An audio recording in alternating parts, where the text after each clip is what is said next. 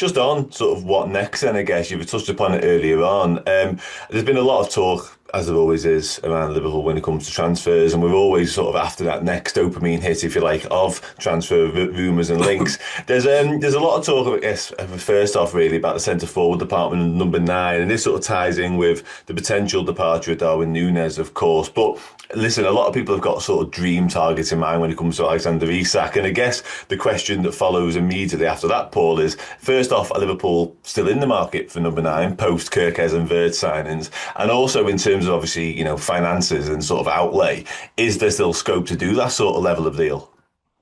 I think a lot will be dependent on what they can get in. As you said, Núñez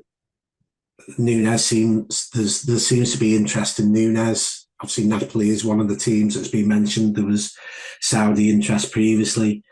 I think with regards to Alexander Isak, obviously, what sort of the top teams in England would all sort of covet him. I think the situation is complicated by I spoke to one of my colleagues who covers Newcastle this morning. He was saying that there's no real pressure now on Newcastle to sell for PSR reasons, which obviously there was last summer when the Anthony Gordon link came up and they were sort of spinning plates on players they were potentially selling. I think, if that was to change for whatever reason, Liverpool would make themselves in the conversation. But I do think once Wirtz and Kirkaz are in, there'll be a sort of focus on trading, and then sort of Liverpool. Then it's about sort of opportunistic moves and being able to react to situations. So, for example, say if, maybe 2 weeks ago, there was a sense that Luis Diaz might be leaving as well. But in those 2 weeks, and I never really thought the Barcelona interest was going to come to fruition, partly because I don't think they would come up to the fee that it would need for Liverpool to consider selling him. But also now we've seen that they've moved on to sort of Nico Williams. So I think with other incomings, I think it's going to be dependent on what goes out. Centre-back would be another maybe example of that. Bayer Leverkusen sort of being linked again with Jarell Kwanzaa in what would be a separate deal to Wirtz. Again, whether or not the two teams can get together on a fee on that would be interesting. I think Liverpool would be seeking more than Bayer Leverkusen would want to pay. So yeah, I think there's going to be a lot of sort of Liverpool in a position to react. And that goes back to what you were saying before about doing all the groundwork on potential signings. I think they know how they would want to react if the situation comes up. Mm. So let's just see what the next sort of, next 6 weeks, 2 months hold, because there are sort of so many players with sort of little question marks against the name that it could be a busy period. I mean, Harvey Elliott, for example, Chiesa seems to be making noises that he wants to go back to Italy, and the new Italy manager Gattuso sort of said that they need him to play games in World Cup years, so is something going to happen there? Spoken about Núñez, Kwanzaa, Andrew Robertson we've not spoken about, which is a really interesting one. So there seems to be quite a bit of sort of uncertainty still around some of the players, and I think that will dictate to a large extent what Liverpool do next. No, yeah, it's interesting. I can sort of imagine Liverpool would want to take stock after having a really sort of quite frantic and chaotic. I'm sure it hasn't quite been like that behind the scenes, but again, from sort of a fan perspective, when it comes to the deals, it has been a very, very active start to the summer.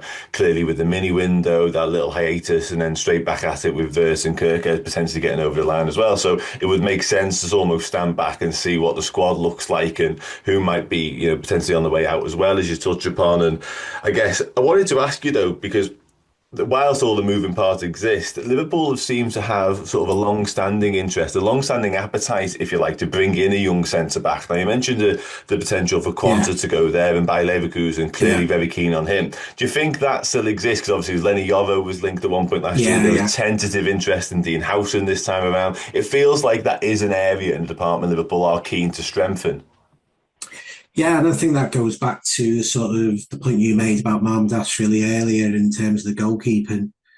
That's probably about succession planning for for Van Dijk to an extent. As you rightly say, I mean, they were interested in Lenny Yoro 12 months ago.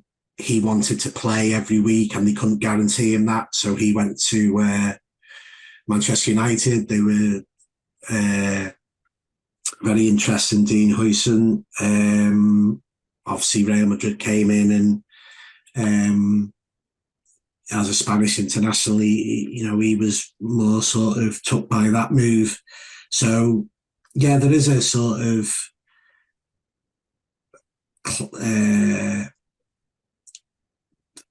there has been a sort of intent there to sign a young centre back, and I think the Canati situation means that is, that's not going to be far from Liverpool's thoughts as well, because what he's now entered or is about to enter the final year of his contract, there doesn't seem to be much movement on that. There was obviously the report in Marca at the weekend that Real Madrid want him on a free transfer, which would probably have alarm bells ringing at Liverpool. Um, are they able to take a hard line with him in World Cup year? Um, I'm not sure. But to your point, I think there is going to be a degree of succession planning at centre back because of Virgil's age, even though he signed a new 2-year contract. Um, the Canati situation, the interest in Jarell Kwanzaa. And I think primarily the interest previously in Yoro and Huijsen was because Liverpool viewed them as two sort of elite talents, and they always like to be in the conversation for elite talents, as we're now seeing with the Vert signing. So, yeah, I think that's an interesting one, the centre back, because it that feels like a little bit of unknown as well. I mean, you could probably place a question mark against Joe Gomez's name as well, who we sort of often forget. We often overlook. But so yeah, I think that's an interesting area of the pitch, certainly, to see if the Bayer Leverkusen interest hardens up, to see if there is any movement on Kwanzaa. And I can imagine Richard Hughes and Michael Edwards and the other people, Barry Hunter and Will Spearman, have got sort of plans afoot in case they need to move on those. Yeah, most definitely. I get the spreadsheets out. Yeah, without a shadow of a Yeah, doubt. Yeah. Just finally, then you mentioned a moment ago the Andy Robertson situation. I think it's worthwhile touching yeah, on because we touched on a yeah, number of potential departures and outgoings, and that could well offset some of the money spent already and potentially fund whatever happens further down the line. But on Andy Robertson, obviously, heading very much into the final year of his deal, a lot of the expectation and the anticipation, certainly from my perspective, was that he would sort of be the teacher, if you like, for Milos Kerkez and Kostas yeah, Tsimikas would be the one to make way, but maybe not. yeah. Obviously, Atletico Madrid's interest has most definitely surfaced. So, what do you imagine that looks like in terms of Liverpool's stance, in terms of what might happen next? And I guess there would be a desire and certainly an interest from Andy Robertson's point of view about going and playing in Spain under Diego Simeone, because why not? But yeah, Liverpool will have a lot to say about this, I would imagine. Yeah, I think it's quite a difficult situation for Andrew Robertson in that you know, at this point in his career, he's entering the final year of his contract.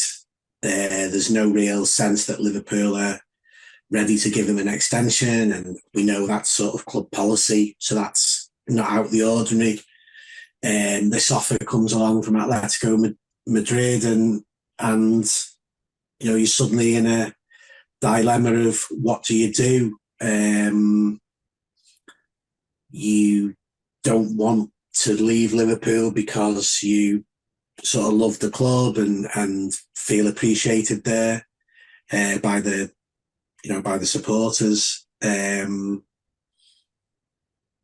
But at the same time, you're probably not going to play as many games as you have done in previous seasons. I mean, even though he was subject to a bit of scrutiny last season, especially maybe in the first few months of the campaign, he still made 29 starts. And for players who are used to playing, I think it's difficult to make that adjustment. He is, by his own admission, somebody who is not good when he's not starting. I think if you go back to when he arrived at Liverpool in 2017 from Hull, he found those first months very difficult when he wasn't in the team. He wasn't just not in the team, he wasn't in the squad on some weekends because they didn't have another left back on the bench. It was Alberto Moreno in the starting lineup. So I think you can reconcile when you come to a club that you are going to have to be patient. I think after 8 years and having won everything that he's won, I think it's more difficult to do that. And it's probably a little bit like the Jordan Henderson situation in summer of 2023, whereby Klopp says to him that you're probably not going to play as many minutes as you've been used to, and that's hard for senior players who've been so successful to take. I think the dilemma that he'll have is that Liverpool has become such a big part of his life that is now the right time to walk away. I mean, I still think he'll play 20 odd games next season, but it's easy for me to sit here and say that. I mean, we just don't know, do we? So yeah, I think that's a real sort of dilemma, a bit of soul searching for him. But I think the likelihood is that he'll reach a decision in the coming days, because obviously Atletico Madrid will want to know what the situation is for themselves, for their plan. And I think they've put Lucas Digne on a list of alternatives, the Aston Villa left back. So yeah, I think there might be some movement on Andrew Robertson in the coming days. And I think it's still quite difficult to know how to call that one. I think it's interesting with Tsimikas in that I think there was actually some quotes out from him yesterday. I think he'd given an interview in a Greek publication that 20 sort of games for him or 25 games for him at Liverpool were more valuable than 40 elsewhere. I think that's paraphrasing what he was sort of saying. So I think he has the mentality of maybe being able to cope with backup. He has the mentality that allows him to adapt to being a backup. I mean, that would be new for Andrew Robertson, and that'll be a big factor in what he's probably thinking about right now. Yeah, most definitely. Yeah, and that's been Simicas's lot, hasn't it? Really, if you like. So yeah, and it's music to the ears of Liverpool fans that we do have somebody who's going to sort of keep that harmony, even if they are playing the backup role. And it's also no surprise to hear on the flip side the fire that Andy Robertson has in his belly and the way he plays the game, that you wouldn't particularly be comfortable with that. And just really finally on the Robertson thing, I want to pick up on that, because do you think then, it sounds like what you're saying, Paul, that the ball's kind of in Andy Robertson's court when it comes to this, and Liverpool obviously would almost not candor to, but almost allow him to make the decision on it. Is that about right? I think so, because the relationship is so good between the two. I think Liverpool kept him informed that a left back would be coming in this summer. They've been upfront about that. I think that's not unusual, because I think Alisson said that he was informed that Mamardashvili was coming in 12 months ago as well. So that's sort of the respect that Liverpool have for the senior players who've done so much for the club in recent seasons. I think it would be Andrew Roberts.